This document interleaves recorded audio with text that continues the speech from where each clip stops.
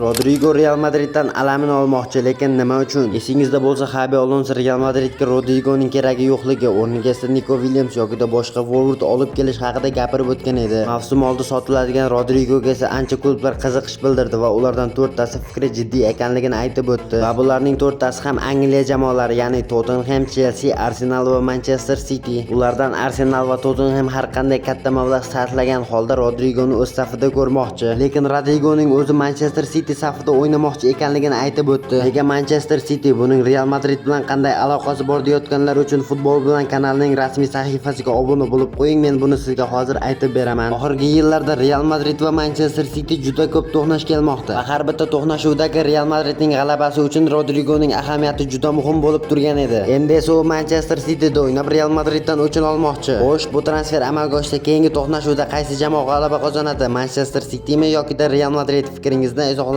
yozib qoldiring.